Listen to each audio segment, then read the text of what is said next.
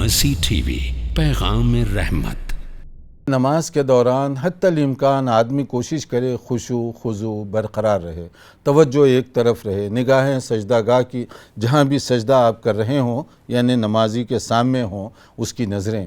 لیکن بوقت ضرورت تھوڑی سی اگر آدمی حرکت کر لے تو وہ جائز ہے۔ جیسے کہ اگر کوئی گود میں ماں اپنے بیٹی کو اٹھا کر نماز پڑھ رہی ہے اور دیکھ بھال کرنے والے کوئی نہیں ہیں تو اس طرح سجدے میں جاتے ہوئے وہ زمین پر بٹھا دے گی اور پھر سجدے سے فارغ ہو کر اٹھتے وقت وہ اپنی بیٹی کو اٹھا لے گی، تو یہ جائز ہے، جیسے کہ خود رسول اکرم صلی اللہ علیہ وسلم نے اپنی نواسی کے ساتھ کیا۔ اور ایسے ہی اگر کوئی سواری ہے یا کوئی ایسی چیز ہے جس کی حفاظت بہت ضروری ہے تو آپ اس کے ہاتھ میں پکڑے ہوئے تھام کر نماز پڑھ رہے ہیں، جیسے اسٹیشن وغیرہ پر آپ نماز میں ٹھہرے ہوئے ہیں، بیگ آپ کا سامنے ہے تو اس کو لگا لیجئے،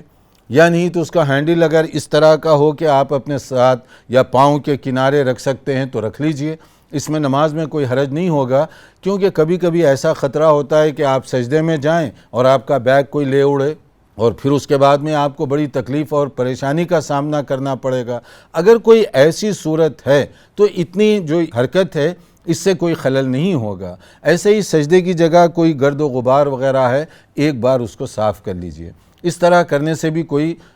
خلل نہیں ہوگا۔ لیکن ممنوع جو چیز ہے کہ بار بار آدمی ٹوپی ٹھیک کرے، بار بار غترہ ٹھیک کرے، بار بار جو ہے نماز کی حالت میں کبھی اپنی گھڑی ٹھیک کر رہا ہے، کبھی چشمہ ٹھیک کر رہا ہے، کبھی کچھ، یہ جو چیز اور یہ جو انداز ہے یہ نماز کے آداب کے خلاف ہے، اس کو پسند نہیں کیا گیا۔